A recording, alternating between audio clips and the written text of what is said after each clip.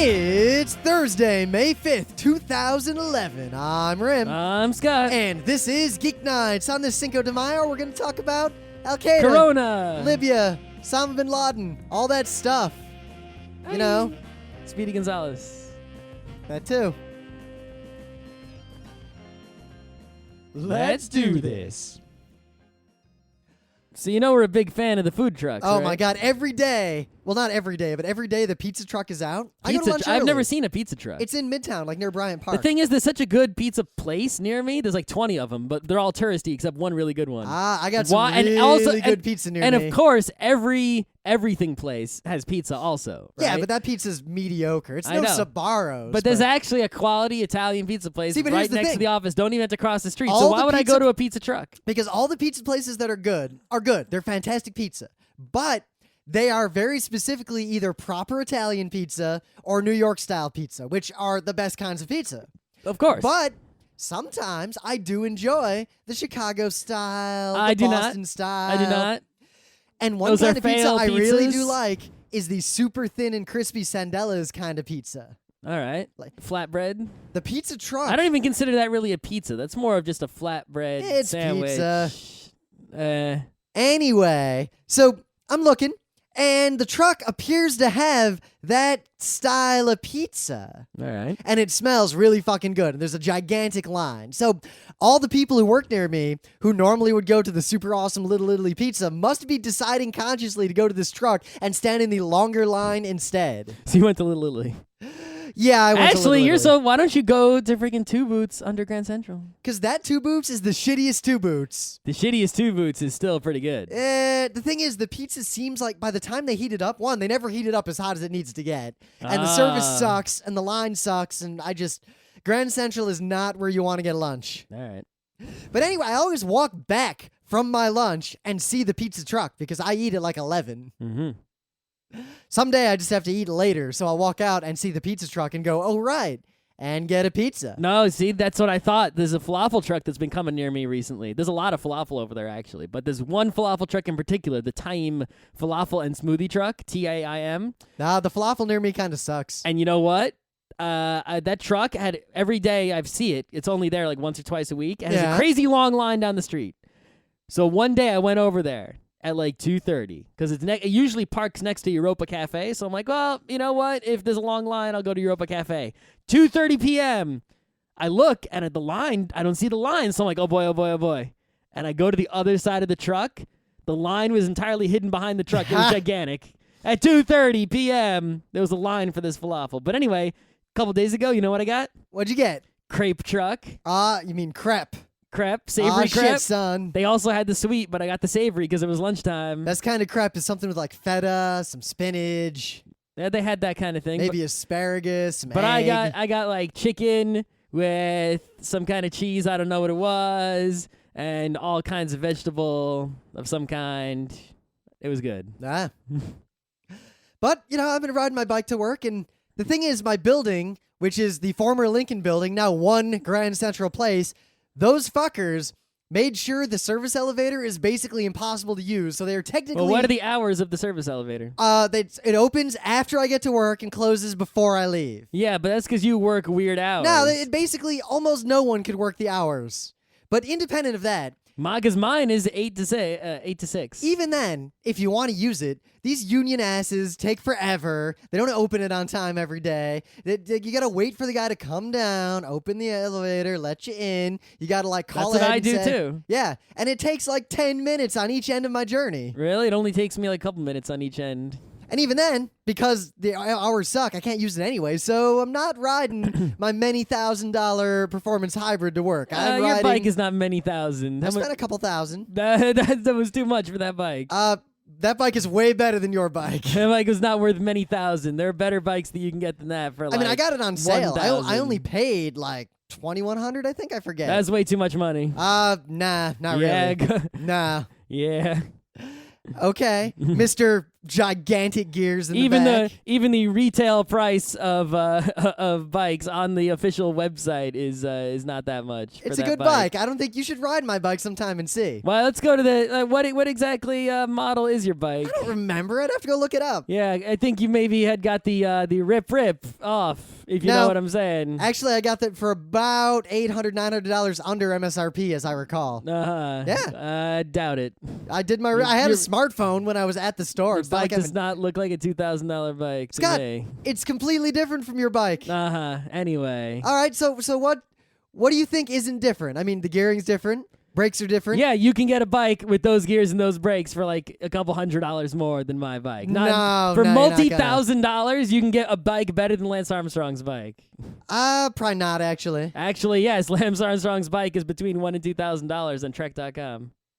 So a street bike, which is completely different from a hybrid. I'm just saying that there's no way if you paid that much money, you paid too much. Yeah, let's have a bike race and we'll see what happens. We will. So I've been riding my 15, 16, almost 17-year-old mountain bike to work every day. Because who cares what happens to it? I can't risk my bike getting stolen. New York City has the highest rate of bike theft of any city in America. Yeah, but if your bike gets stolen, you just steal a different one. Yeah, I haven't seen bikes as nice as mine out there, and my bike is such a target. So I'm riding that shitty old Schwinn. I took all the tape off of it from the guy who stole it before. Mm-hmm. And the difference between the two bikes, now that I'm riding both of them on a regular basis, and I'm riding the mountain bike a long distance, 3 miles or so, after having had a real bike and ridden it, Jesus Christ, it takes me almost twice as long to get to work on the mountain bike as it does on my real bike. Mm-hmm. Literally twice as long. Mm-hmm. So yeah, I feel like I'm training on this shitty-ass bike. When I take my awesome bike out on the weekends, it's going to be like just butter.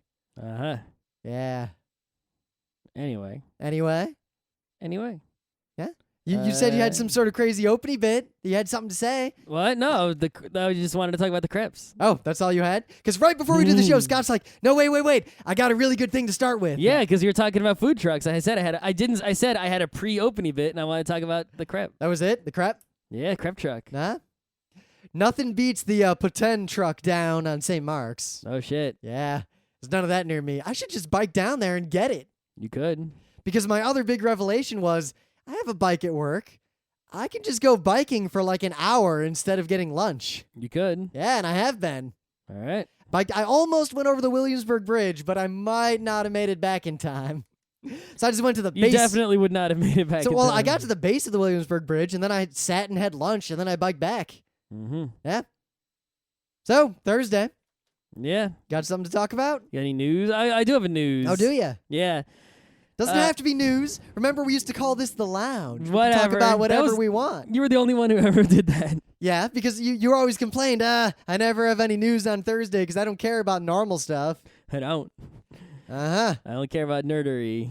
It's Geek Nights. It's not normal nights. If people wanted normal nights, they could go to the rest of the internet. Yeah, because there's nothing nerdy about sports or politics. That's right. Anyway. So check this out, right? There's some people in Turkey were doing a big scam. All right, and this is actually sort of a genius scam. Oh, is this the street gang with the tranquilizer pills? Yeah. What they did is they would go to someone's house and they would pretend to be doctors.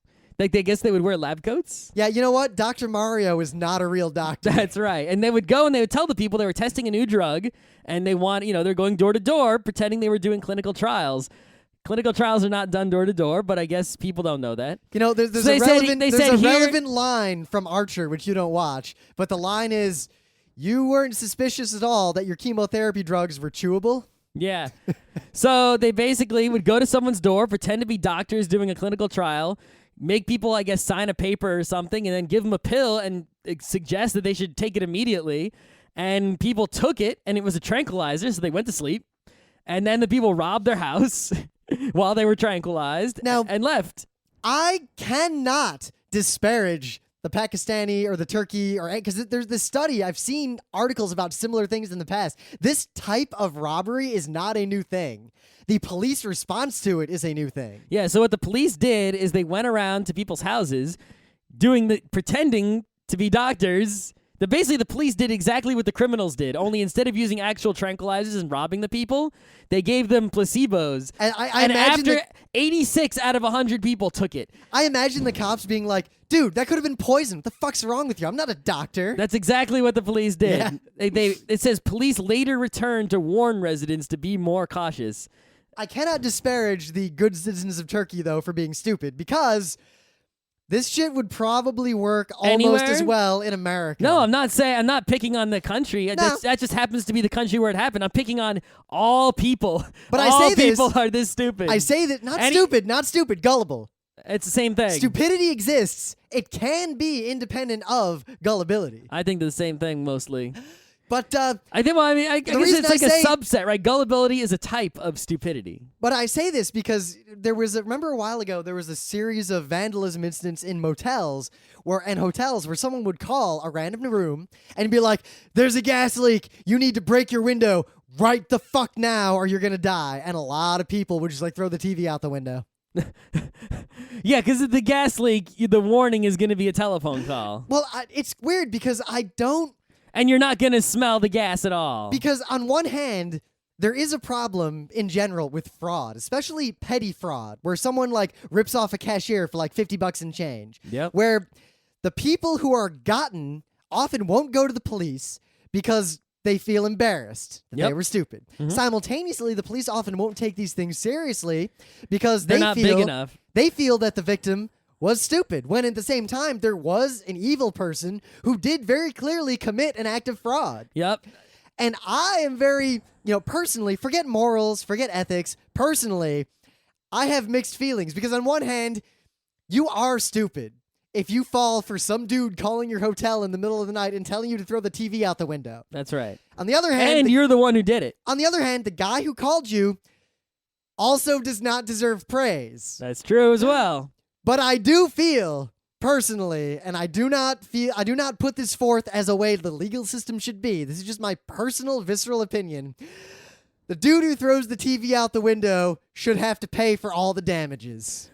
I disagree partially. Well, simultaneously, if you catch the person who told them to do it, that person should be equally liable for the same amount. So if you catch them both, either they both have to pay 50% or they both pay 100% punitively, and the extra money goes into some sort of educational fund. That's okay. I could do that. I don't know.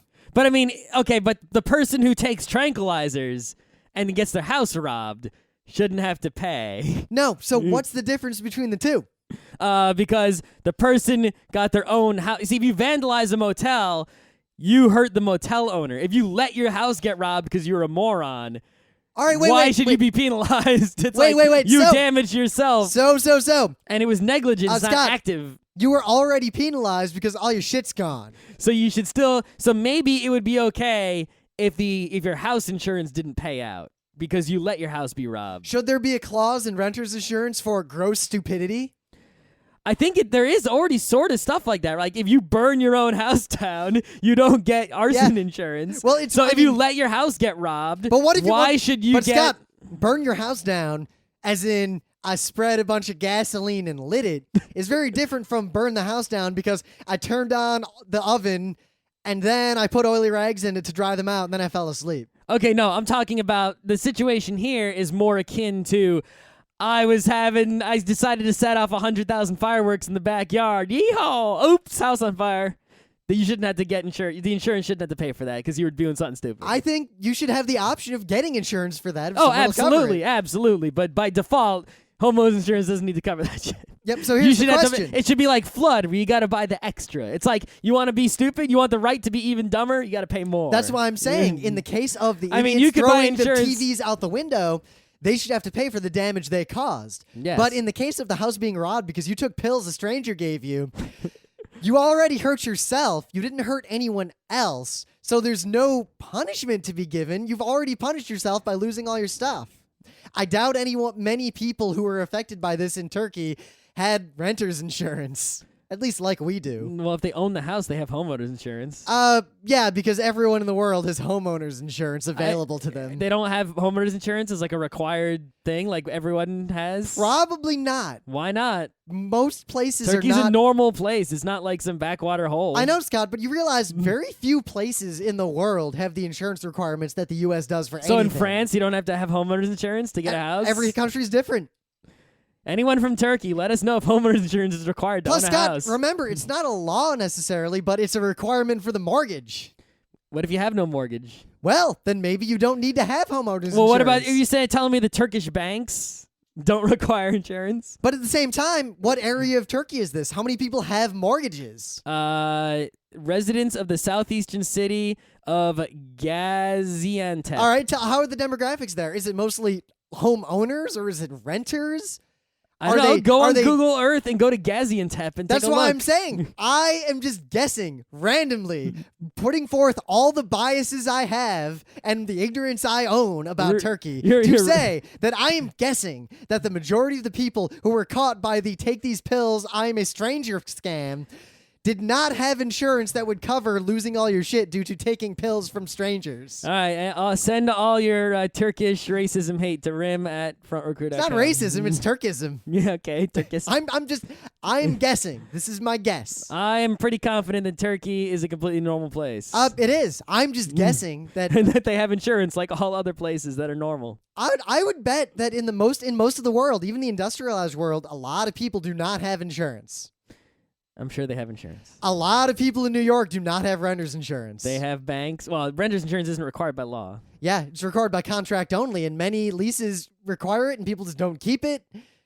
I've never seen a lease that requires it. A lot of leases do. Never seen one. Yeah. Actually, my lease requires that there be carpets on 75% of the non-kitchen, non-bathroom floors. Uh-huh. Or I can be evicted. I didn't know that. Yeah. Mine doesn't say anything like that. A lot of leases say that. That exact clause is in most New York leases, apparently. Uh-huh. So yeah, talking about morals and ethics, here's the situation, and this really happened in Cairo. Egypt? Missouri. All right. Not to be confused with Missouri. Or Cairo, New York. It also involves not the Mississippi River, but the Ohio River. Okay. So basically, you've got a situation where there's a town of Cairo. Okay. Huge flooding. Levees might burst. Okay. There's no way to shore up the levees. No way. There's absolutely no way. Not in a reasonable span of time. Couldn't you always just make them taller? I mean, taller isn't the issue. It's that because the water is near the top already, the levee could just break any minute. Well, just make it taller. How's that going to help prevent it from breaking? Make it thicker. How are you going to make it thicker in a hurry? Concrete. Pour it.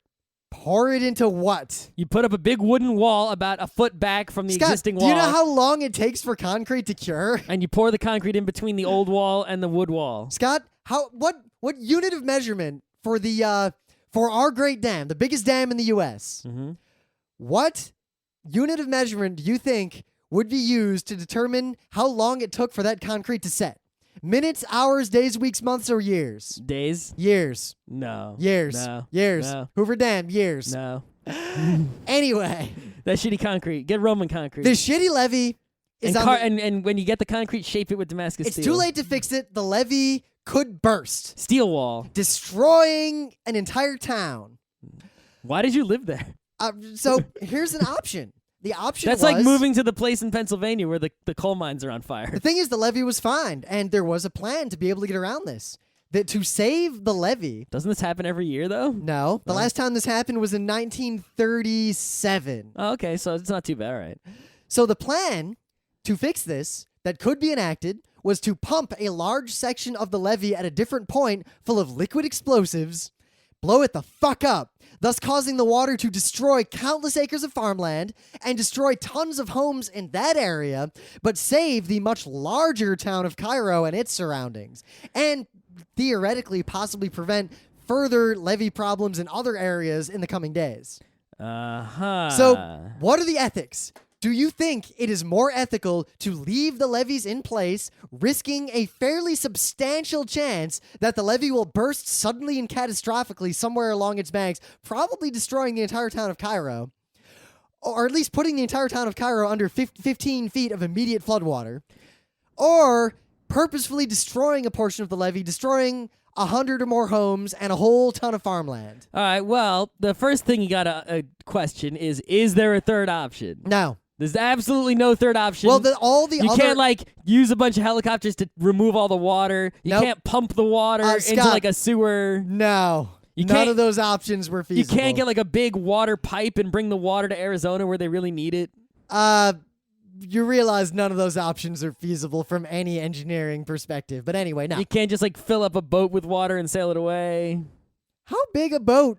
How much water do you think this is? A lot. A lot. All the water in a river. It's a lot of water. It's a big river. It's not like a tiny stream. It's a river. So anyway, they did blow up part of the levee. They spent days pumping liquid explosives into a large section, and then they blew it the fuck up. Nice. Destroyed 130,000 acres of farmland. That's a lot. Whose farmland was that? Just various farmers. Various farmers. Okay. Now, here's the thing. As far as I can tell, the area that they ended up flooding is called River Bottom. And until relatively recently... It was the river bottom? It was a floodplain designed to be there so that they could breach the levee. But people moved into it. Yeah, farmers moved into it because the farmland was really rich, because it was a It was a floodplain. river bottom full of sediment. And the real problem here is the same problem we've seen in many places. We have an abatement, an easement, a floodplain, some sort of buffer between humans and disaster, because occasionally there are disasters. And then people decide that the risk is worth it and they move into the floodplain. Then they complain when it floods. Right, okay, so... but the same thing could be said of Cairo itself, right? It was basically, two people being stupid on both sides. But Cairo was there, and it was as a town first. So the they were the was first. They already were in the place. first morons. The other people were the second morons. Here's the cool thing, Scott. How big of a gap do you think they blew up in the levee? To 100,000 acres of farmland Were destroyed. They used liquid explosives. Liquid explosives. They probably blew up at least like 20 miles of levee. Nope, they blew up a 2-mile gap. All right, it's miles. A tiny village called Pinhook was completely flooded. Okay. Did they let the people know before they flooded it? I assume they did. Did they compensate those people? I don't know. The article. Did those people have flood insurance? Probably the insurance companies would not give them flood insurance. Well, I mean, hey.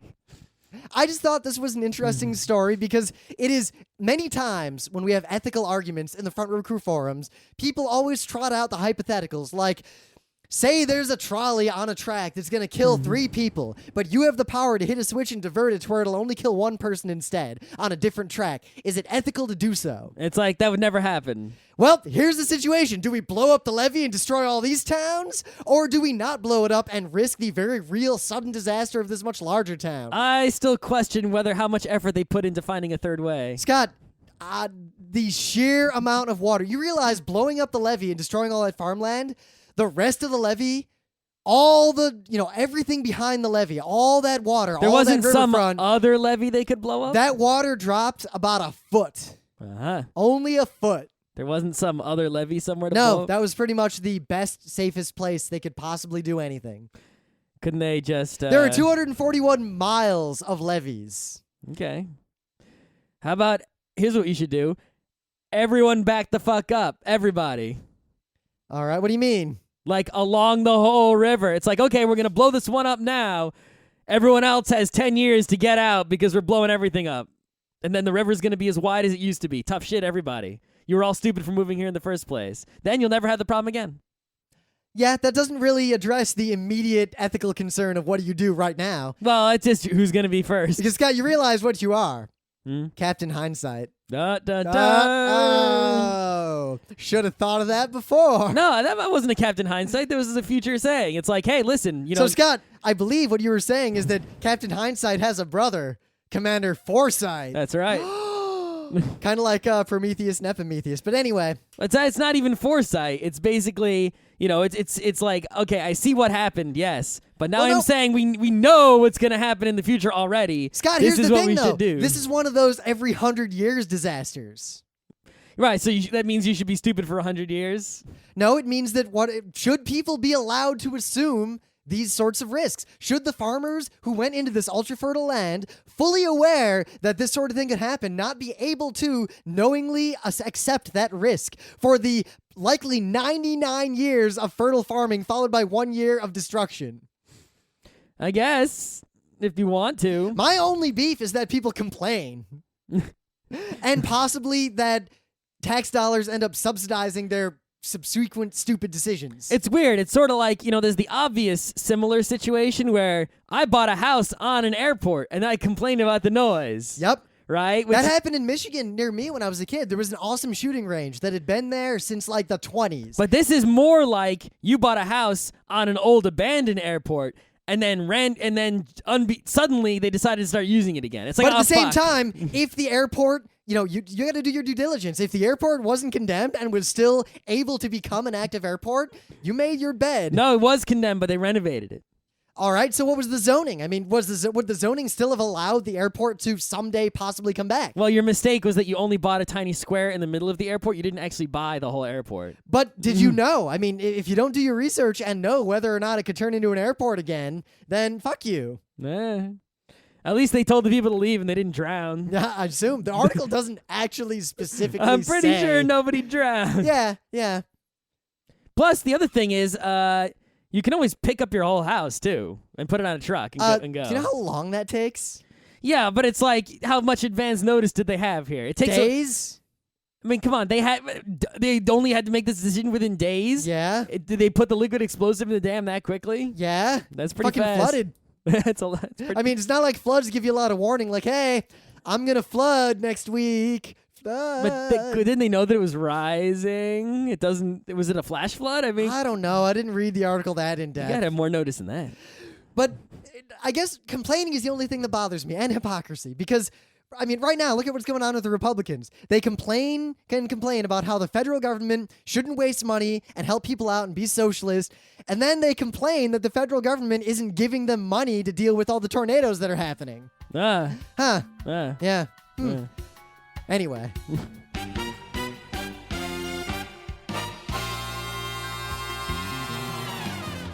So, things of the day. What do you got for me?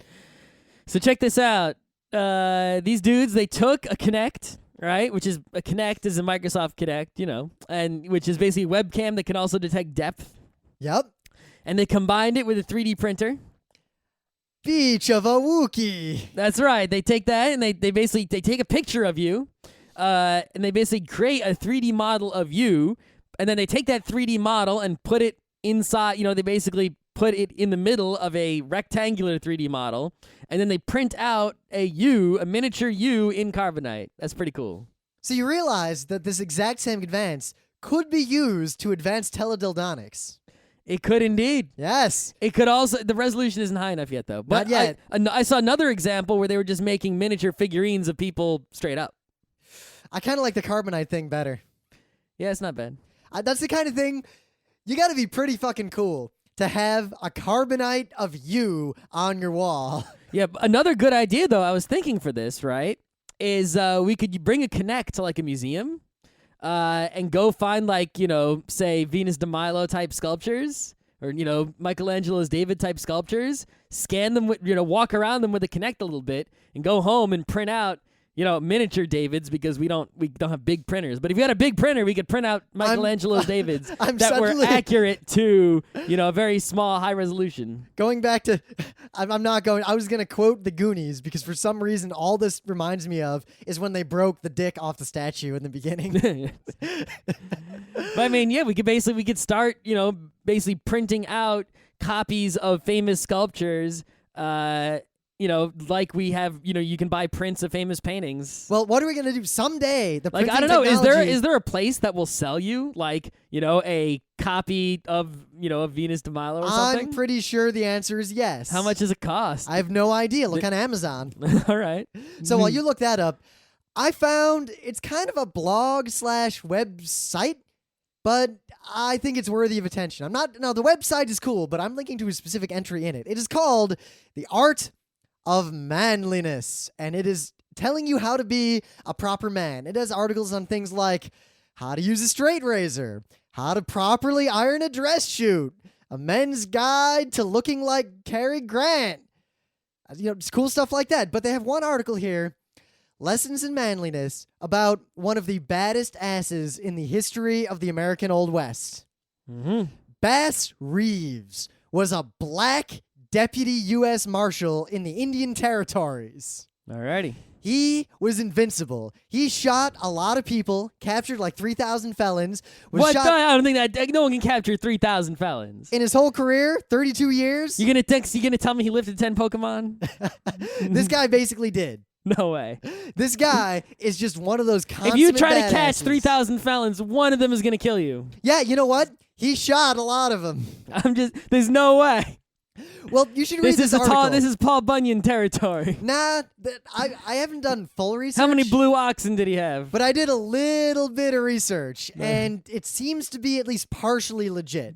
Apparently, the area he was in, 3 felons. the area he was in was notorious for outlaws heading there to hide out. So basically, subpoenas would come in. He was illiterate. He had a felon honeypot, is what you're saying. So basically, he'd just go out to the area where they'd hide. The felons would fucking put up signs.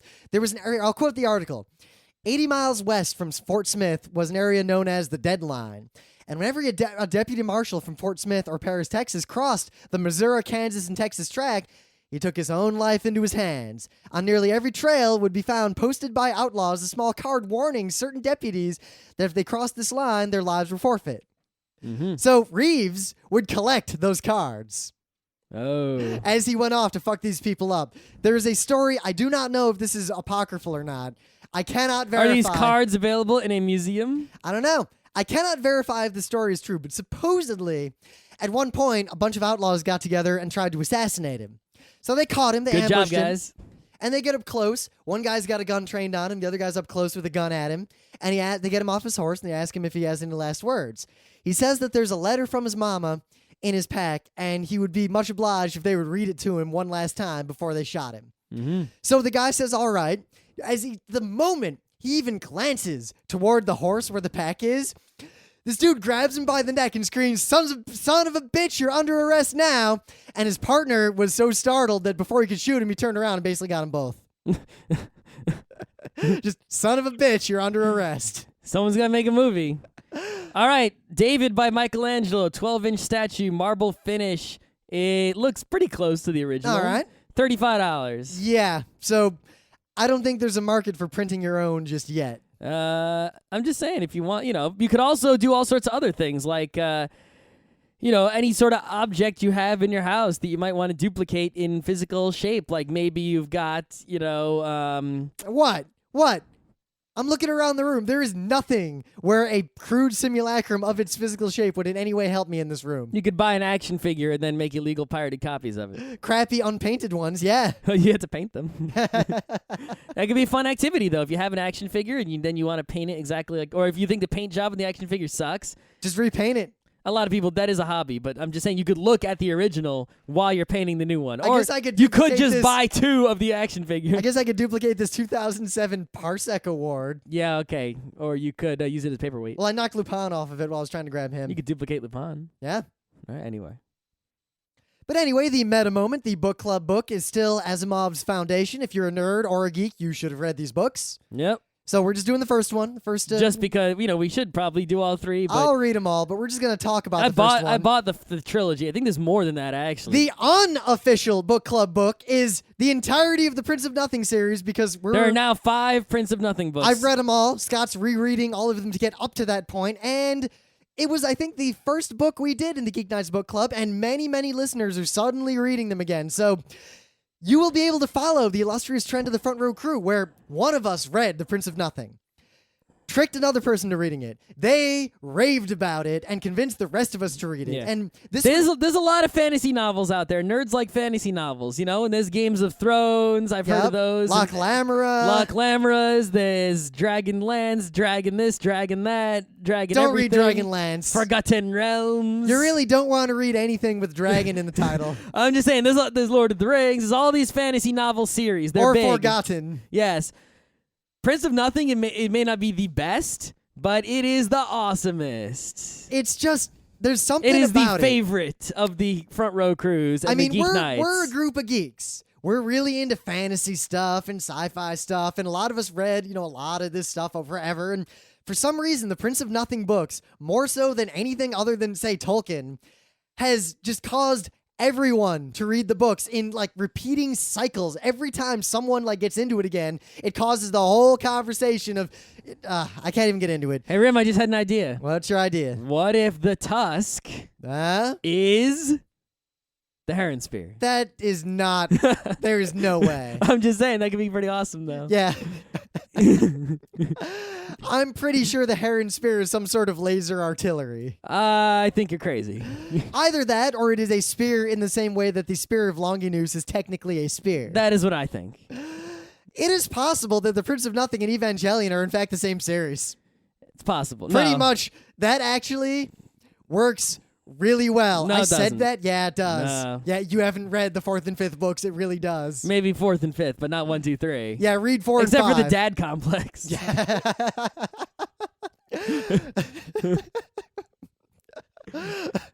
I guess Nair is Kaji. Oh my God. Nair is still my favorite. Really? I really like Nair. I think the most level-headed, intelligent person is level-headed intelligent is definitely a Kamian and or Seswatha. No, Zinimus. Well, actually, Scott, level-headed intelligent Kellis. I'm just saying. Technically. The most normal person is Zinimus. I feel bad for Zinimus now. And Seswatha gets a pretty good, I don't know, I feel like he is the right kind of badass. He's very Gandalf-y. Yeah.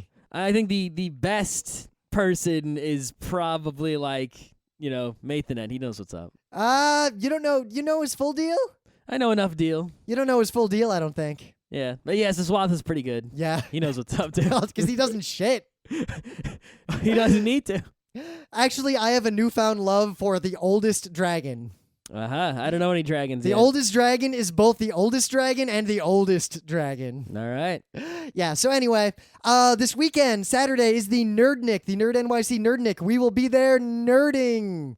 It's in Central Park. Yep. Go to nerdnyc.com. You want to hang out with us, play some Jungle Speed on a rock? Yep. The Friday the 13th, is Nerd NYC board game night. Yep, it's also Nerd Night, unrelated to Nerd NYC. Yep. We don't know which one we'll be We'll be at one of the two. Friday the 20th is, I'm going to be at the library all night, but the 21st and 22nd is Bar Camp NYC. So go sign up for Bar Camp NYC if you're going to be in New York. And that's enough. Yeah, that's about it. So way back, when the Libya situation was still kind of in its early stages, before we had decided to do airstrikes and all that stuff, I kind of idly said, yeah, we should do a show on that. We'll have the debate about whether or not You always want to do assassination shows on like world politics and shit, and I always say, no, that's not good for Geeknights, but I I will think- entertain you one time. Now, Scott, I don't think it's... Why is it not good for Geeknights? Is political geekery any different from world wrestling geekery? We can discuss political geekery in the meta as to talk about political geekery, but actually being political geekery. Why not? I mean, we can be wrestling geekery. That we is can be that is anime material. geekery. That is material for a show that specializes in politics. But why? Geeknight specializes It is like in if we- geekery. We could talk about, for example, It's model Thursday. railroads in Why not? general, but we wouldn't be talking about like specific trains being better than other specific trains. Why not? It's all about the O Because gauge. we don't know shit about. I used to have model trains. I was big into that when I was young. Uh-huh. Yeah. So what's better, the Lionel or the? I don't even know any others. You realize there was a temporary And that's why lineup- we don't talk about it, because we're not. We So don't get this. Over, like, right before Christmas, I was out with Emily. Talk about what you know. We were shopping for something, right? And you know what was in this empty space? Like, there was a store that had been empty for a while right across from Bryant Park. A temporary Lionel store. All right. They had, like, every Holiday goddamn- season, holiday season. of course, They had every train thing in there. And they had the real stuff, too, not just the kiddie stuff. of course. No one was buying the real stuff. No kidding. It was mostly people looking at the trains Like they already tourists. set up, and no one was buying them. Really? You don't say. I'm Yeah. sure there were a few model railroad nerds who went in there to go get something that couldn't be gotten anywhere else, like limited edition caboose Anyway. or some shit like that. I mean, if you don't feel equipped to talk about world events as a geekery, I guess we could get a guest on, like Scott Johnson. Or... You think Scott Johnson's? I mean, Scott Johnson's more qualified than us, but he's still, why don't we got to? If you want to get someone qualified, get someone who's like, actually does it for Who a said living. qualified? I mean, a lot of geeks are not qualified. Look at how many people are gamers but suck at games. That's why they're not on podcasts like this one. Many of them are on podcasts. I only want to talk about something I'm qualified to talk about, such as anime, mangas, comics, video games, board games, RPGs, and technology. So we're not qualified to talk about anything else? Not really, no. No? What else are you an expert at that you're qualified to discuss? Financial stuff. It's because it's your job. I also studied certain eras of history pretty thoroughly. You're not an expert. No. So you're saying only experts who talk about anything? Only experts make a good podcast. Anyway. I wouldn't listen to a podcast like, 12 Byzantine emperors if the dude doing it wasn't an expert on Byzantine emperors. But he is just a high school teacher. The job doesn't matter. It's about the level of knowledge. I'm not in the game industry. So how do you know how do you know he didn't just make it all up? Did you look at any sources? How do you know? Are you saying he made it all up? How do you know he didn't just make it all up? Because I was stupid and I trusted him. Do you even know there was a Byzantium? And Yes, no, I there wasn't. do. Based on what? Because I went to the museum and saw Byzantine artifacts. But are you sure Byzantium isn't just like a town in Saudi Arabia? It's not. Anyway, so the whole point of this is that we were going to talk about Libya and have the debate because there was a really interesting debate that I think is worthy of discussion. We're still not done in Libya. Whether or not assassination is a valid thing. Oh, we can discuss that. That's pretty much what we were going to talk about. All right. But anyway, so why are you changing the topic? It so happens that we didn't get to do that show because we didn't do some Thursdays, and we had a canned Thursday we put up because of conventions, and then fucking killed Osama bin Laden. Yep. Right before we were going to do this show. Huh? So I feel like we can roll all that into one because they're all just kind of similar. Exactly the same thing? Well, at least the assassination aspect That's of it the part that I was saying was exactly the same. It just made me feel really old to realize that a lot of kids they weren't even alive 10 years ago. Yeah. The last 9 years worth of kids. Yeah. That's a and lot of in fact, kids. a lot of kids who were, say, 10, 11, 12, 13, 14, they were like 1, 2, 3, 4 when it happened, so they don't remember shit. There was a pretty funny blog that posted, they set up some like, sort of bot. you know about things like when Reagan was in Libya, but what were you, 1? Yeah, right? I don't you remember that. don't remember it. You just the earliest political know it things I remember are I remember the first Gulf War. I remember perestroika and glasnost and all that. Yep. And I remember the Cold War, kind of the end of that. We did nuclear drills in my elementary school. All right, we didn't do that. We did that. It was kind of fucked up. We only had fire drills. It was a Catholic scary school, and we would do drills where we'd hide in the basement, and yeah. We didn't do that. Yeah. So yeah, were we legally justified in killing Osama bin Laden? Well, I mean, you've got to first say, is it okay to kill anybody? Is it okay to kill anyone ever? Well, I mean, Scott, death penalty. It was not that long ago. Some years ago, I remember you espousing to me that all forms of killing of any kind are unethical. Yeah, they are. So, is there no situation where you would kill another person? I would try very, very hard not to. But so say there's a track, and if you pull the switch, some dude's gonna die, and if you don't pull it, you're gonna die. And there's no other option. No other option. Pull the switch or you die. But if you pull the switch, some guy you don't know, but you can see, dies. How is he going to be killed? By what method? There is a train traveling at 1,000 miles an hour. All right. And the switch directs it between the track you're tied to and the track he is tied to. I can't untie fast enough. The train's going 1,000 miles an hour. You have literally enough time to pull the switch and nothing else. Who's the other guy? You don't know. You see him. He's blonde, about 5'11". Looks I don't thin. know anything about him. Nope. He's got bluish eyes. Dude, who are you? You try to call out. You don't have enough time to call out. Okay. You've got 1 second. How did I get tied? Don't get tied in the first place. So a doctor came and offered you some pills. I started waving at the train to get it to stop. Hit the brakes. Robot train. Robot train. I hack into the robot train. All right, fine. There is a guy with a gun pointed at you, and kick him in the nuts. He is invincible except for his nuts. If you say the word bananas, he will die of an aneurysm somehow. He's otherwise invincible. And he's going to kill you. He's invincible, but that doesn't mean he is omnipotent. So I hit the gun so it's out of the way. He's omnipotent unless you say bananas and kill him with an aneurysm. He's omnipotent, so effectively nothing I do matters. He could unaneurysm himself with his own omnipotence. Nope, because once he dies, omnipotence ends. Because he's no longer potent or omni. Wait, but I can just walk around, right? You're locked in a 10 by 10 by 10 dungeon. Is anyone else around? Nope. But there's a camera to record everything. Oh, I say, hey, camera, what's up? There's no one watching. It's just recording. Oh, I try to reason with the guy. Hey, dude, why are you going to shoot me? He can't hear you. Why not? He just can't. Sign He language. doesn't react.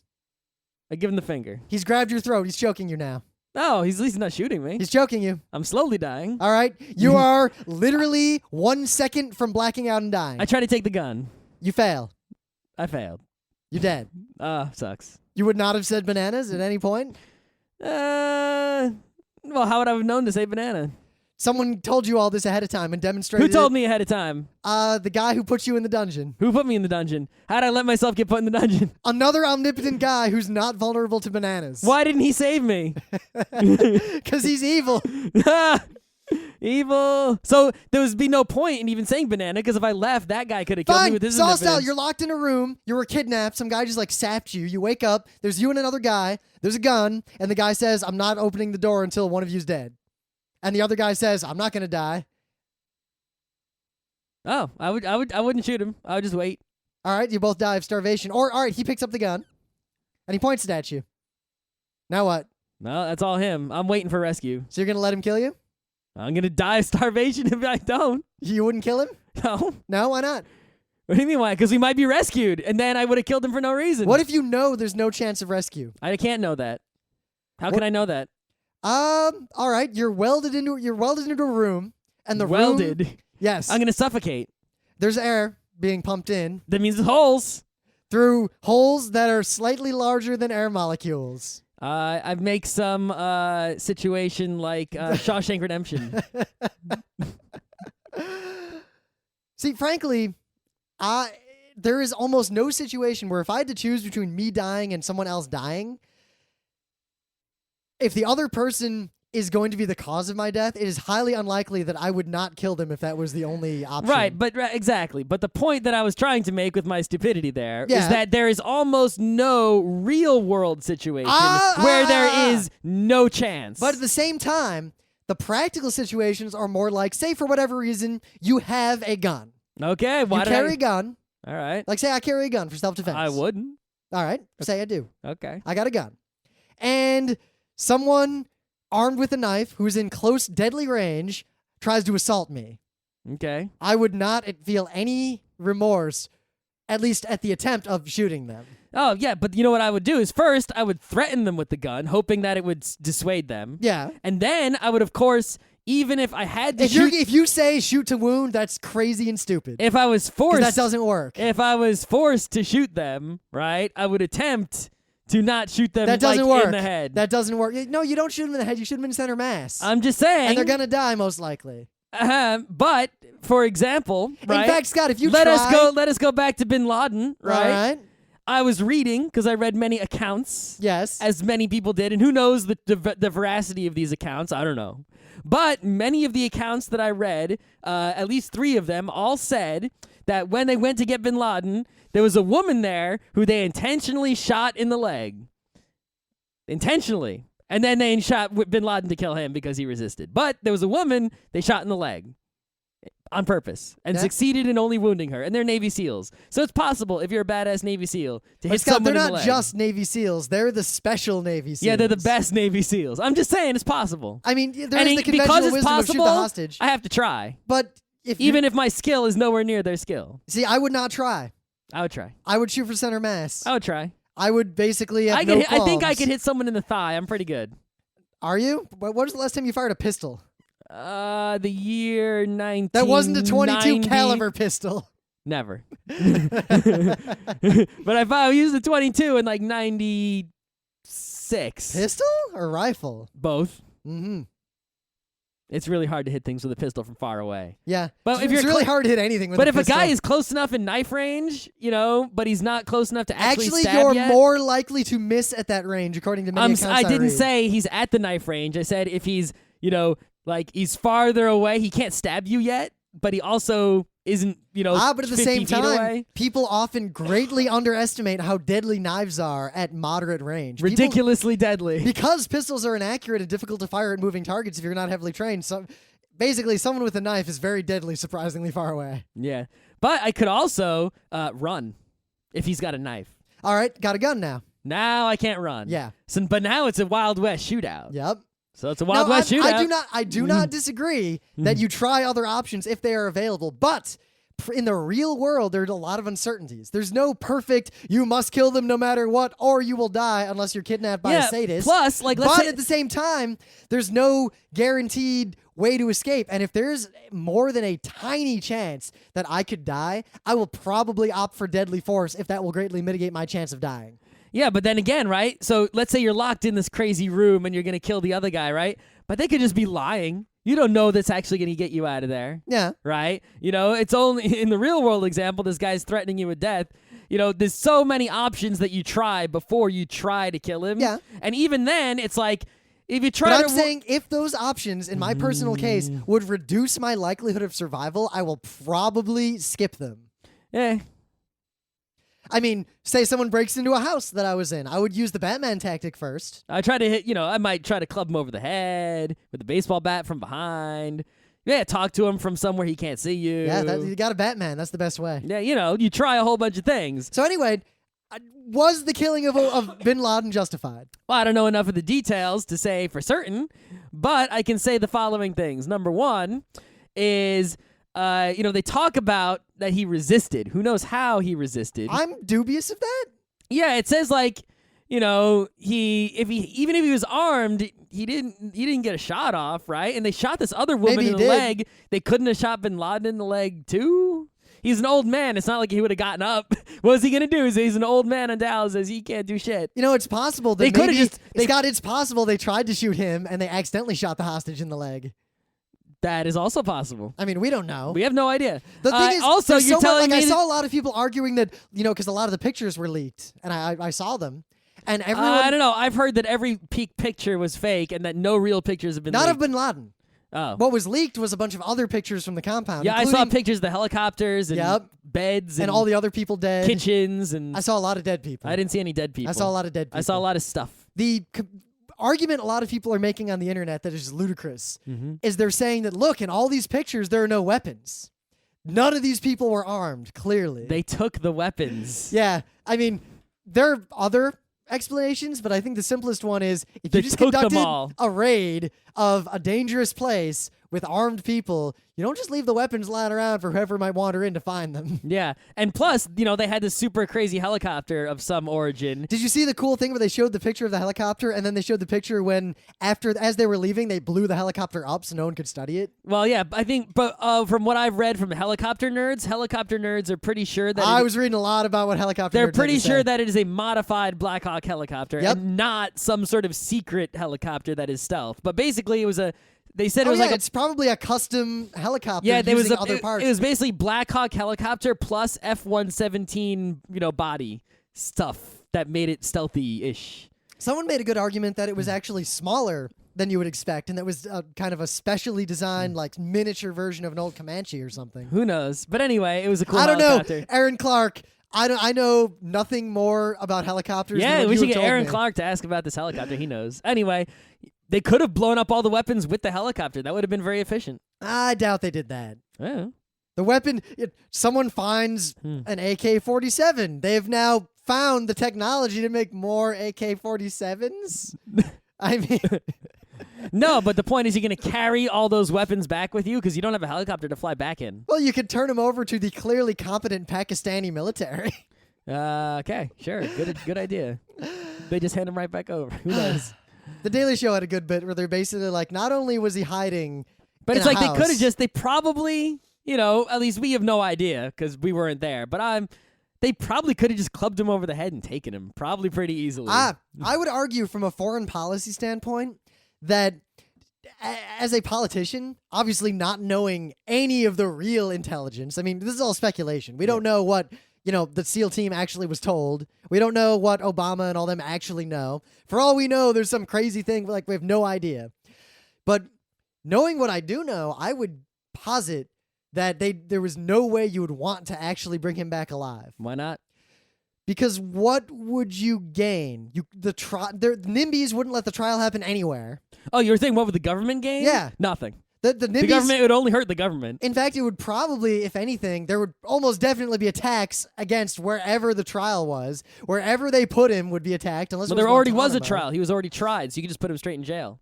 All right, so we put him in what jail? The same place Bradley Manning is. Yeah, and then what? Bradley Manning gets off the hook, hopefully. No, but anyway. And also, it would give him a mouthpiece to speak. And we know, at least but that is the thing. What would the government gain? Nothing. But we would gain a great deal from all of the interviews with him. But it might harm the government. And in fact, crazy conspiracy nuts might say, oh, and bin Laden's going to come out with, they wanted to kill him because they didn't want anyone to hear what he had to say. Yeah, except we already know that we trained those assholes a long time ago.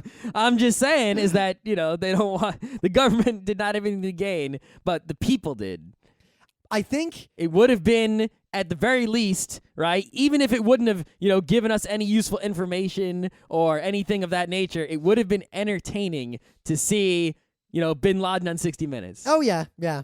That would have been... I can definitely go for that, but I think from a geopolitical stability standpoint, I think him being dead is probably more beneficial to the world overall. It's also easier. Yeah, yeah. Yeah. But anyway, what I don't understand is why did they just it's like they took his body, they killed him, they took his body. I read a lot of really good explanations about that. And they just buried him at sea? The argument was that one, there's apparently a thing in old scary Islam, like the, old Caliph days, about how if his body was anywhere, it would be a shrine, and you don't want it, wherever you bury it would cause trouble. Well, someone can always go to the bottom of the sea and get it. That's not likely. Okay. Where are they going to find it? How are they going to find it? The bottom of the sea. It's pretty deep. There's a skeleton down there because the fish ate all the bits. You don't know where it ended up. There's drift and stuff. You could still use sonar and find it. Probably not. It's down there. Yes. Plus, in the short term, it would bloat and float. You realize burial at sea, they weigh them down. Plus, not to sound like a conspiracy nut, I will bet you any money. They didn't actually bury him at sea? And they didn't bury him at sea, but that was the excuse, and they're going to keep the body for whatever. No, because I'm pretty sure there were photos/videos of the sea burial. I don't think it would be that hard to cover that up. I mean, I'm not arguing he's dead. I think they actually buried him at sea. Yeah, it depends. In the very least, they probably kept fingers or some sort of, teeth. Hair. Yeah. I'm sure there are large core samples of Osama bin Laden. I'm sure that they got what they need. Yeah, photographically, physically, relics. Yeah, but I saw a lot of reasonable arguments as to why they did that. Mm. I was more surprised by, not surprised by, but saddened by the immediate reaction of the crazies that say it's not really him, it's a conspiracy. Blah. Yeah, it was really him. Yeah, I'm confident it was him. It was definitely him, 100%. So. Was killing him justified? Well, I mean, if we don't know the details of the immediate. So we don't know the immediate one, so we can't justify self-defense because we don't know. Right. So if you're gonna do it based on death penalty, then I gotta say no, because no death penalty. Death penalty is no good. All right. Now you say no death penalty, and I also agree, no death penalty. Yep. But I mean, if I was a cop going to arrest a guy who is, a serial killer, like the guy who did the Long Island killings or something, and I believe the relevant quote is, "Oops." Yeah, and he resisted, then I would personally try not to kill him, but I guess your job as a police officer is to kill him. Well, my two arguments are: one, if there is no death penalty at all, yep, I bet you would see a lot more oopses. And when arresting particularly abhorrent criminals. Maybe. I guess. I don't know. That's a supposition. Yep. Two, what about the geopolitical stability situation? Look at after World War II. The Nuremberg trials, even if you disagree with the core fundamental ethics of the death penalty, I feel like those hangings were a very kind of important cathartic, like for the rest of society, the people who aren't able to just say disgusting, vengeful people. Not necessarily disgusting, vengeful. I'm just saying people who normal people happen to be disgusting and vengeful. I wouldn't say disgusting. Just less disgusting than Nazis. I wouldn't call it disgusting. It's just that's how humans are. It isn't even necessarily. Yes, humans are disgusting. It isn't even necessarily vengeance. It's just Some people have this weird need for closure or this sense of justice that if someone has murdered so many, they feel like there needs to be some sort of final like society. It's called vengeance. Revenge. I think someone hurt you, you hurt them back. I think that's it's what that more, is. I think it's a little more nuanced than that, and I think you're really doing the argument a disservice. You're making it too black and white. So what is it? As I you was done just me saying, wrong. I do you wrong. Eye for an eye. I was saying it feels more like this sense of justice and closure. People feel that level of. Some people think it's a deterrent effect, and while there's a lot of evidence that it isn't, in the very least, I can see why someone would believe that. And two, some people might not necessarily want revenge. They might feel bad about the killing of the person who committed horrible atrocities, but at the same time, they might feel a sort of sense of closure that society casts its judgment that some people are too violent to be allowed to live or too dangerous to be allowed to live. Yeah, well, your emotions are not a good enough reason to kill a person, so tough shit. But Scott, emotions are not a good reason to do almost anything. Scott, from a pragmatic standpoint, I feel like the Nuremberg trials did a lot of good for a lot of people to be able to move on. And while you might say that's a failing of those people, that's fine. That's how people are. You can't just ignore the fact that people are that way. I can ignore people's feelings pretty easily because I'm a huge jerk. Well, humans can't ignore that and shouldn't, because if you ignore that, you'll find that people will pretty much always disagree with you and side with the people who are more understanding. Yeah, the vengeful, evil people disagree with me. Huh, that's a problem. I can give a shit. Scott, you know who else disagrees with you? The people who understand human nature and are willing to sometimes make sacrifices for the pragmatic good of the majority. So there's people who are evil and vengeful, and there's people who are willing to tolerate these evil and vengeful people. And Scott, there's people like me, I'm not willing to tolerate these stupid people. I'll fuck them. And you know what? This is why no one ever agrees with you. Because they're all shallow and disgusting, vengeful human beings who can't rise above the base level of humanity and their simple human emotions, and they can either A, want vengeance, or B, are willing to accept that other people want vengeance and allow them that vengeance, as opposed to using every inch of your will to fight against that disgusting human nature. You're not using even a quarter of your will to fight against it. Where are you protesting death penalties? You don't see me killing anybody. Yeah, and you're not doing anything. That's exactly right. I'm not doing anything. Fairly poor arguments that appeal almost entirely to emotion and beg too many questions. Appeal to no emotion. Anyway. Is in fact the opposite of emotion. Yeah. So you should ignore your emotion that is evil. See, when adults make decisions, they at least understand that, yes, even if people have failings, you have to understand and accommodate those failings while at the same time working toward a society that over time minimizes and eliminates those failings. You want to make a society where no one needs to see a Nuremberg trial. If we have failings and we can see the failings, we know what the failings are, then that means we can not have them. No, Scott, because the people who have them usually can't see them. Tough shit for those people. So this is why you'll never be in a position of power, because the reality of the world is that there are people like that. What do you want to do? Just kill them all? No, just ignore them. But they're the majority and they control everything. So what do? You already are complicit in all this. See, you're asking me if I would kill bin Laden if I feel it's justified. Those people certainly do. I do not. Yeah. I feel that from a political standpoint, killing Osama bin Laden would have been justified for the symbolic value, but at the same time, I don't think it is in any way valuable from a pragmatic or practical value in terms of stopping terror.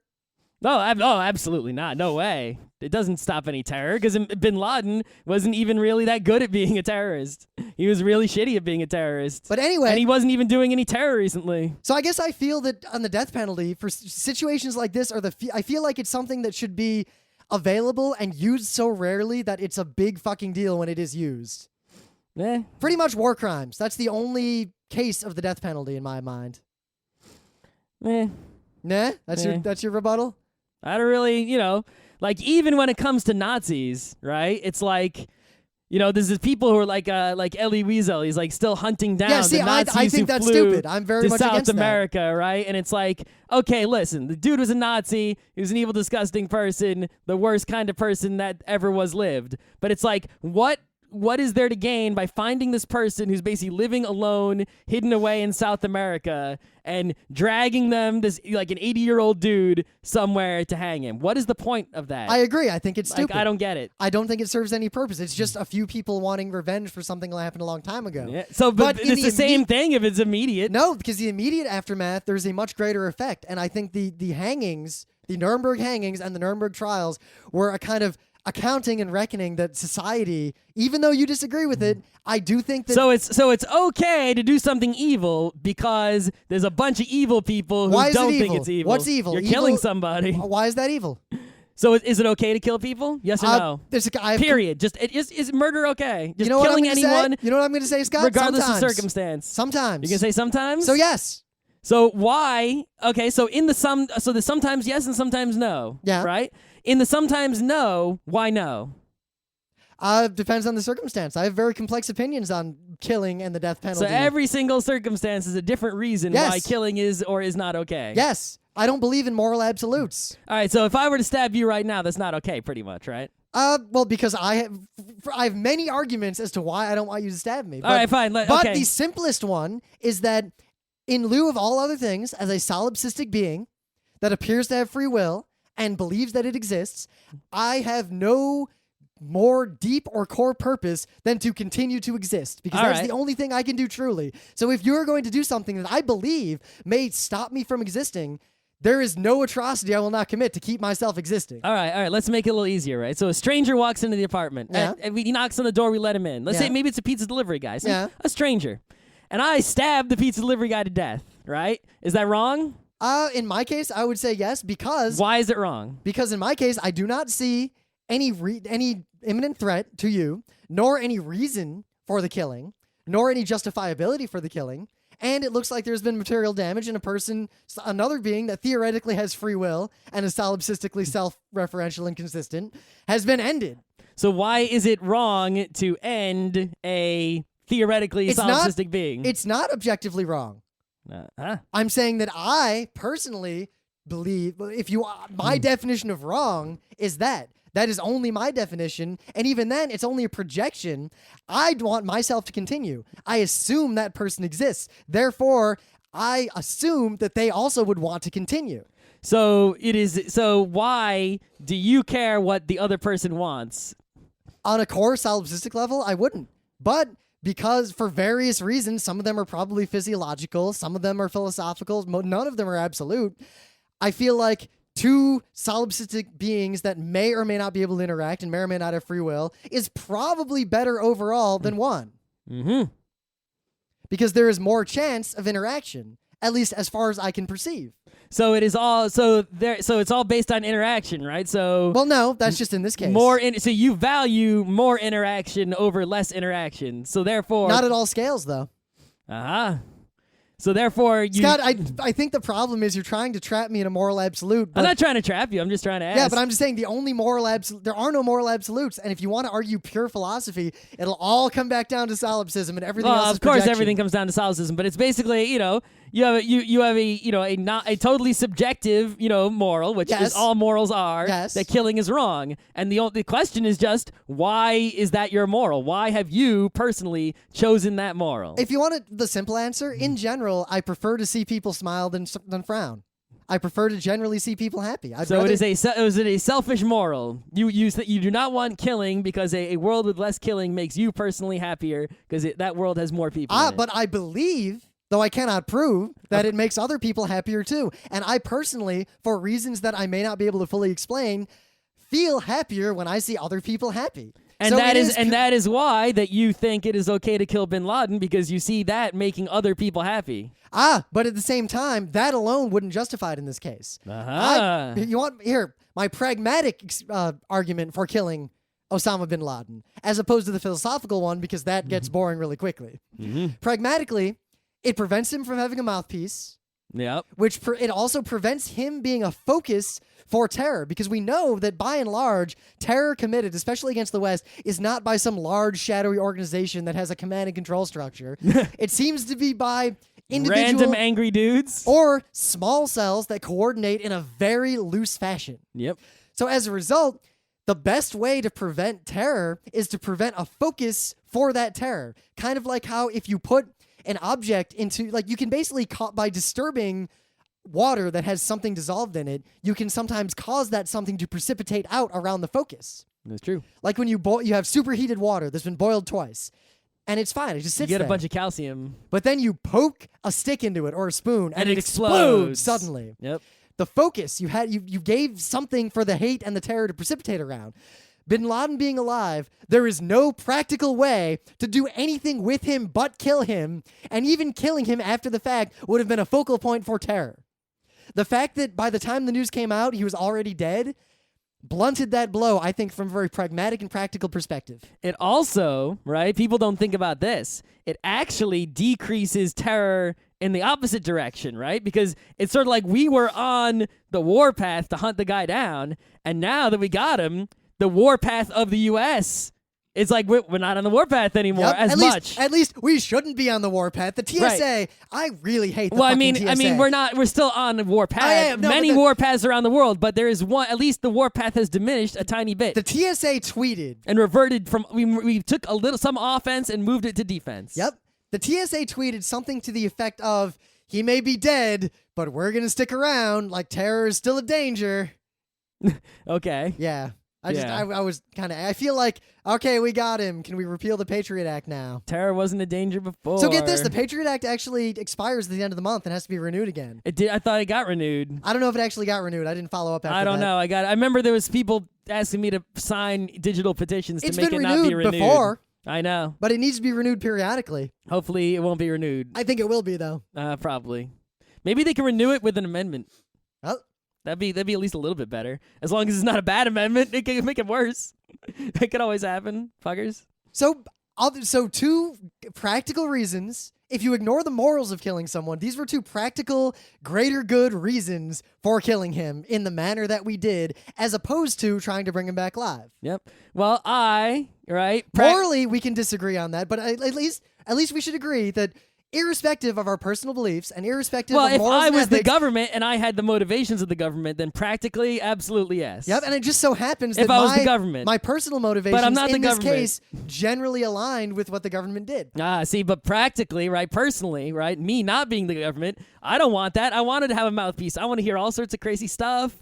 I want to see all sorts of drama. I want to see all those people who want him to be killed, all those vengeful people that I don't like. I want to see them upset because I get some schadenfreude on those evil people who want vengeance all the time. That would be awesome. Why would they be upset? He probably would have been tried and then executed. No, but see, that's why I wanted to see him not be executed, so those people would be upset. But he probably would have been. That's just what I know, but that's just what I personally wanted, for the awesomeness of me being like, aha, you evil people didn't get what you wanted, you assholes. Always looking for killing people. I mean, I know I saw a lot of people. And I would have loved to see him on TV, and I saw a lot of people just celebrating not like because crazy the night that it happened. But I remember I saw the news because people were over, and I look on Fark, and Fark had it way before the real news did. Well, of course. And Fark I don't was want like, Osama's dead. And I remember all I thought was, And I remember I was like, hey, Emily, Osama's dead, and she's like, oh, okay. Yeah, whatever. We were like, and then we went to bed. Well, I mean, but even before he got killed, we didn't even know if he was dead or alive, and we didn't really care. It was like, there was all sorts of rumors. He's in a cave. So he's there. Here's a practical question. Suppose Al-Qaeda had been real. It really was an organization, and he really was controlling it. So there really was basically Dr. Evil Incorporated. Yes. And he was really the big boss, and they were competent and good at what they did. Yes, so supposing that would then assassination, if it were viable, and if we believe that it would disrupt the operations of this organization, be justified? That is a difficult question. Philosophically or practically? That is a difficult question. Well, first of all, if they were an organized organization, right, with structures and command and control. We could argue that they're an army at war? We could just fight them in open war, right? Just straight up. You roll tanks roll. Which we are. It'd be advanced wars. But Scott, in Pakistan, Afghanistan, we have drones just flying out shooting people all the time. We are actively at war with these elements. Yeah, but it's not. It's not like a one army or a bunch of henchmen all wearing the same helmet. It's it's random dude here, random dude there. That would be like with the it's like criminals all over the place. You wouldn't use drones to kill like all the murderers in New York City. No, use Batman. That's what I'm saying, right? It's a Batman situation, not a drone situation. But if it was an evil organization and they had like a secret base, drones are totally appropriate. So I guess because I want to dovetail this into Libya a little bit. Do you think assassination at all? Forget the legality of it as we currently portray it. Yeah, legality, all the answers of questions of legality are just known, and there's no disagreement on them, really, so what's the point? Is assassination ever pragmatically justified? Pragmatically justified? It's tough, right? Because I mean, if for the motivations of a government, right? It's like, well, if you're a world leader and you order to assassinate another world leader, suddenly your ass is grass, right? Because now it's open season on world leaders. So world leaders really like there not to be any assassinations, because then they don't have to worry as much, even though they worry a whole lot. Obama drove by the office this morning, and he looked pretty worried with his motorcade and blocking off the road. Thing is, it's all that motorcade is always that way. I know, but I'm just saying, it's like, they're still pretty worried about assassination, even when there's no assassinations, right? Yep. Granted, we tried to assassinate Castro how many times? Yeah, we did. I guess the only argument I have is that regardless of the realities of whether or not it's possible to assassinate people, because it's really hard to assassinate people, as we learned when we tried to get Castro. Well, we've tried to assassinate a lot of people. It's really hard. Yep. Well, it depends on the person. Especially if they're guarded at all. Saddam Hussein's doubles, I mean, come on. Couldn't even get him with like briefcase bombs and shit. Doesn't work. Yep, the Ikurai dynasty. But anyway.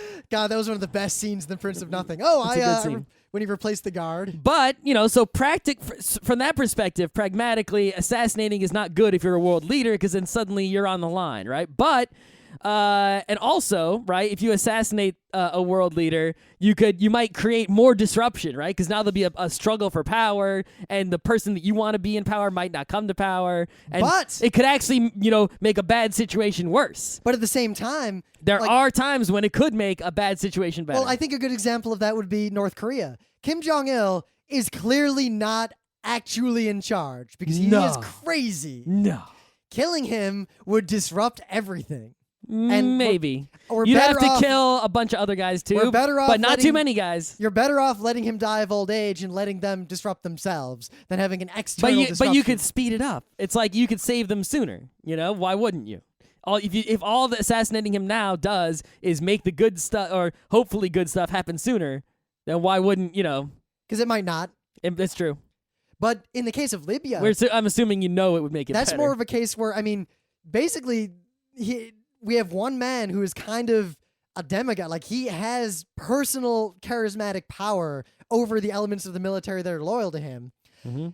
And the elite, at least, are loyal to him as well because he keeps them in the goods. Yep. But at the same time, I do not believe that if he suddenly died, that the rest of the power structure around him could continue much longer. Well, what you want is a situation where all those elite guys and military leaders, right, turn on him.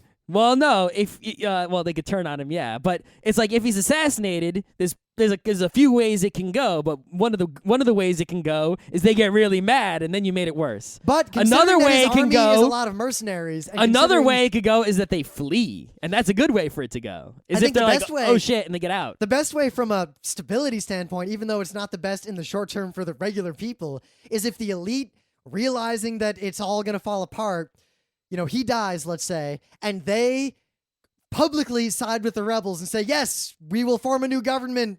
It's over. Hooray. And they don't actually change anything. All right, well, let's go back historically, or let's think of some people that were famous, right? And would assassinating them have been... Right? Hitler. You think so? Would Hitler... assassinating Hitler early enough? It depends when you assassinate him. If you assassinate him very early, a lot less bad ever happens. Nazis never take power, whatever, right? And that's a great move. Maybe not. It's possible someone else in his organization would have kept up the good fight. And possible, but it would have been different. In fact, someone less crazy might have actually managed the war more competently. But if you kill him in art school, right? But there's no way you could have had that foresight to do that. But I'm just saying, time machine, right? That would have been a great move. But if you assassinate him like in the middle of the war, that actually may have been a bad move. Well, especially because he was largely incompetent toward the end of the war. That's what I'm saying, is if you killed him before the end of the war, would they have pressed to the east? Maybe not. And then they might have been more successful. So maybe a bad move at that point, practically speaking. Yep, it depends on when, though. Maybe in 1941. Yeah, it depends. It's all timing. A lot of timing issues. Right? And then, so about... there's another ones where it's like definitely good move. Pol Pot, anytime. At the same time, Pol Pot, what was going on, I feel like the whole movement would have continued. Him dying would not have affected the movement. I think it would have. What about Chairman Mao? Chairman Mao wasn't really as bad as those Exactly. other guys. I want a much more morally ambiguous situation. So, I mean, Stalin. and I mean, it's not I'm like pretty sure Chiang Stalin- Kai-shek was an angel either. No, but I'm pretty sure if Stalin had been assassinated once he really Oh, went off Stalin, the you can deep kill end, Stalin anytime you want. I'm pretty sure there is nobody in the power structure who would have taken over who would have been as crazy as he was. No, you could kill Stalin anytime you want. When he's 0, sure, go for it. Saddam Hussein would have been a clusterfuck had he died. Yeah, I don't know about him either. Yeah. But I mean, there's also, What kind of fucked up world is this where, and Emily and I were talking about this the other day, because of the way we did everything, we live in a world where I look at people like Bill O'Reilly and say, wow, you're one of the more reasonable people on that side. And I look at someone like Saddam Hussein and say, you know what? You were a real bad dude, but I kind of feel sorry for the way you ended. Yeah. The fact that I felt sympathy for Saddam Hussein really makes me uncomfortable with the way our foreign policy has worked out the last several years. Yeah, that's what happens. It's like, you were a bad guy, but there were worse. Yeah, that's the thing with Bin Laden is everyone's acting. That's the one thing that upsets me the most is that everyone acts like Bin Laden was this big, dangerous bad guy, right? And well, first of all, right, the first thing is that he was a bad guy, real bad, right?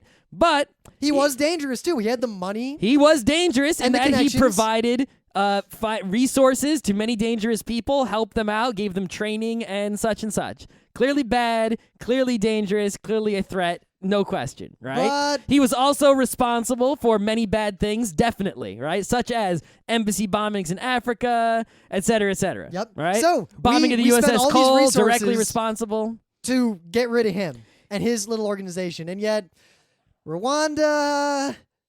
Yeah, there are many places where much worse things are happening. Right now, they're still happening. Syria. Yep. Of course, there's little we can do about Syria. Bahrain. We can't really invade. Actually, to get into Libya, this is... I mean... Libya. Gaddafi, whether or not we want to assassinate him, the reality is we probably couldn't easily do it. Well, first of all, he's probably in a more secure place than Bin Laden. Well, was. especially now that we killed his son, which sadly I read that the one that died was the most liberal and most progressive of his entire family who was in the country. Then why did they kill him? Because Wouldn't they have known that was the good one and not gone I after him? think they just bombed a building that they knew someone was in. They didn't know who it was. I don't know. Oh, so they can just indiscriminately bomb those buildings, but...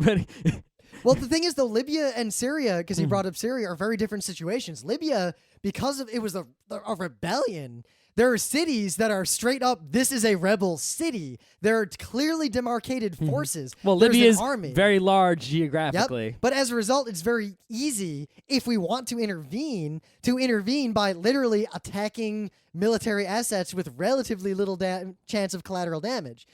Syria is a lot more plainclothes policemen in cities attacking people. It's also much much smaller geographically. Yep. But it's not like, we can bomb all those people to slow down the hostilities because those people are mixed in with the people we're trying to protect. Well, I think a lot of that is just a side effect of the fact that the U.S., we really don't want to see any U.S. people being killed, right? So we won't send in, like, a giant army of 1 million soldiers and tanks. Well, Libya, too, it's always bombs and missiles is and definitely and more of a boats. NATO initiative, and really France and a lot of other countries. NATO, which is what % U.S. forces? Yeah, but at the same time, they were pushing for it much more than we were. Yeah, that's because they're close.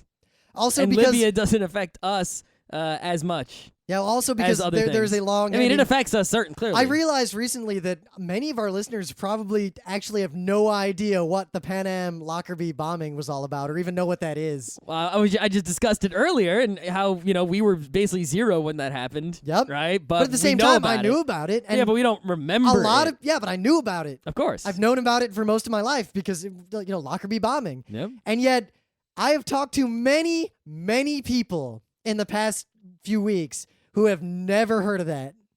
Really? Because people I talked to... I was like, when terrorism really appeared as far as Westerners in the U.S. cared. Yeah, before then, you could just walk into any airport right up to the gate. There was no security or anything. It was My just grandpa, like a bus when he was station. flying back from Australia, had a machete with him, and the stewardess asked him if he could put it under his seat because she was worried it would fall out of the overhead bin. Yeah. Right, and after the Lockerbie bombing, that's when they added, the metal Well, that was detectors. one incident. Well, there's also the Iran hijacking. Yeah. That was pretty much those two. Anyway. kind of got off on a tangent there. But yeah, most people I talk to, they know there was a thing, the Lockerbie bombing, but they couldn't tell you any details. At most, they could tell you it had something to do with Libya. I think the Libya thing, I feel like we're going about it as NATO, at least, the best that we can. Like, I don't think there's anything better we can do short of just trying to stop the hostilities with the airstrikes and wait for everything to normalize. I think people are, it's like, Iraq war was basically like an invasion, right? The Iraq war was completely unjustified. Yeah, but it's like, well, in this case, like there's a rebel force, right? And it's obviously good, right? And at least better than the other, the loyalists, right? We always like rebels better than loyalists, right? I mean, come on. Except us. No, we're rebels. Come on. Right? So, really, if they decided to just send in, a whole bunch of regular armies to go support the rebel army, I wouldn't really have a problem with that so much. Scott, Civil War. It's called Civil War. No, that's what I was alluding to. Our Civil War. We were not the rebels there. I wasn't talking about the Revolutionary War. Oh. I thought you were talking about us personally today. No, I'm talking about us, Civil War. We were the evil empire marching down with troops and keeping them in. No, we weren't. It was the War of Northern Aggression. So we were the bad guys marching down. No, we were aggressive but good. But we weren't rebels. Yeah, we were. We were rebelling against the people Confederacy who rebelled against us. Yeah, they won. They took over, and then we rebelled. But I guess that's why I'm for what's going on in Libya. But yeah, actually, Revolutionary War, right? Perfect example, right? You got some rebels, us, against loyalist British, and the French army just comes in and joins our army, kind of. Well, sort of. But it's a similar situation I would not have a problem with. If, U.S. Army goes in, joins Libyan rebels. All right. I think it's just a pragmatic thing to do at the time, especially because otherwise it would have failed. And also, French people will have... Basically, they'll take any excuse they can to fight against British people. The amount of force and intervention it would take to intervene, to do something in Syria, one, would anger the entire region and destabilize everything. It'd be ground forces. It'd be crazy. It takes we already did it, though. Compared to that, it takes relatively little to intervene in the Libya situation because we can do it primarily with our massive, massive force projection capabilities. Yeah, which cost $1 zillion.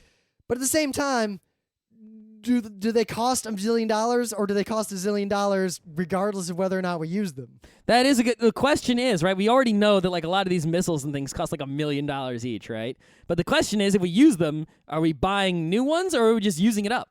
It's like if I have a box full of ammo, well, if it just sits there, it's not like I'm saving money by not shooting it. I imagine it depends on, But if I shoot all the ammo and I don't refill it, then okay. But I imagine it depends mostly on what the next weapons program is. Like maybe there's a new cruise missile in the works. I think that's another problem is that we are already spending money on all sorts of weapons programs and things. But at the same time, we could not be doing that. But we are, so it's like... I'm actually not that angry at all about our level of military spending. I am. Because Social Security costs way more than that. It does. Medicare, Medicaid. Well, no, not Medicare, but Medicare is like number 3. Yeah. I'm saying of all the costs, we could be more streamlined in our military spending, but I feel from a pragmatic standpoint, the fact that the United States has not just overwhelming military power, triply overwhelming, but at least in terms of raw force projection capabilities, unlimited power. Not in terms of anything other than projecting force. Not in terms of occupation, maintenance, anything like that. But in terms of being able to... We could blow up any spot on the Earth we want at any time. Even without nuclear weapons. That's right. I feel like that in and of itself is a force of stability in the world. Oh, but the thing is, right, I would cut the spending, right, not on... I would still maintain, I'm curious what you're going to say here. What do you mean you're curious? I'm curious. Right, the budget is gigantic, right? Yeah. We could, the force projection capabilities alone is not like 99% of that budget, right? Who knows what percent it is, but it's not 99%. So what do you want to cut? Right? So, and you don't want to cut a lot of the research stuff. right? Obviously, because in fact, we need to raise spending. Exactly. And we need to put most of that money into taking care of our goddamn veterans when they come back from wars. That's true. But the thing is, I would shuffle a lot of the monies around, right? Because it's like you have, you up the veteran spending, right? You keep the research spending stable. You keep the force projection capabilities, but then you take it down in all the other areas. Like what? What do you mean, all the other areas? What other area? Name an area. Like just, having X number of soldiers, period, decrease, shrink everything. You don't need so much armies. Actually, we kind of do, because all those force projection things require a lot of supply lines and maintenance and just work. Most of the people in the military are doing a lot of that stuff, not the shooting. Yeah, but you don't need, you can still maintain the force projection and get rid of a lot of the extra militariness. That's not the only... I'm actually kind of dubious of that. You think so? If anything, there's also a lot of places that the military is in the world that it doesn't necessarily need to where? be. What do you mean, like where? Like where? Where are they that they don't need to be? All kinds of countries. Name one. We have military bases like all over the world. Where? Which one are we gonna get rid of? All the ones that aren't like right in the middle of doing something. Like what? Name one. We got bases in South Korea. We got bases in Japan. The bases in South Korea are probably useful. Why? To be ready to deal with North Korea, which will happen probably in our lifetime. Well, we can say, do we really need to actually be there right now? We can get over there and real quick. Not really. Without bases there, it would actually be a while to have significant, constant force maintenance there. We have aircraft carriers. They float around. They take a while to get somewhere, and that's one kind of force projection. Having a base there provides a much different kind of force. Like what? Large numbers of troops on the ground to occupy and rapidity. But I don't think there's large numbers of people there at all the time. There's more people there than you'd think. Also, the logistics to be able to assist the South Korean military in what would eventually be a war of occupation with North Korea, if it comes to that, or, dealing with the artillery strikes, rapid response. It takes a while for an aircraft carrier to get anywhere. But it's already hanging out there. We have a lot of them. Yeah, and more than anybody. Where are they? In fact, more than everyone else combined. Yeah, do you know where they are right now? If I did, I would be working in Washington, wouldn't I? They don't let you don't know where they do. are. It's pretty trivial to know where all our aircraft carriers are. They're not difficult to find. They're big. Aren't they secret No, locations? they're huge. Yeah, but how are you going to find them? It's not like I have a satellite that I can just find them. You can find them. Really? Okay, so where are they then? I can go look it up. All right. There's websites to track. Oh, well, this one's here right now doing this. These are over here. Military nerds eat that shit up. I don't know. I find it hard to believe that the locations of all the aircraft carriers are just known. Not the exact GPS coordinates. You're not going to know exactly where it is. You'll know what region it's in, what sea it's in, where it is. People are watching these things all the time, and it's just on the internet. And they often issue press releases of where they're going and what they're doing. Really? Yeah.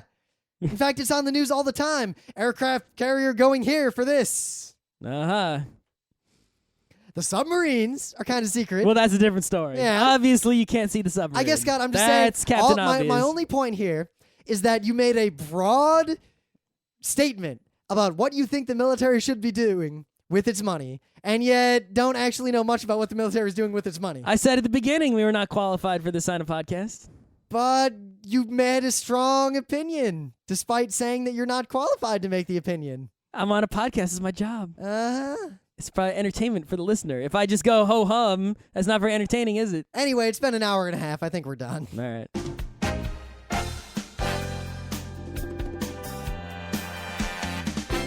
This has been Geeknights with Rim and Scott. Special thanks to DJ Pretzel for the opening music, Kat Lee for web design, and Brando K for the logos. Be sure to visit our website at frontrowcrew.com for show notes, discussion, news, and more. Remember, Geeknights is not one, but 4 different shows. Sci-Tech Mondays, Gaming Tuesdays, Anime Comic Wednesdays, and Indiscriminate Thursdays. Geeknights is distributed under a Creative Commons Attribution 3.0 license.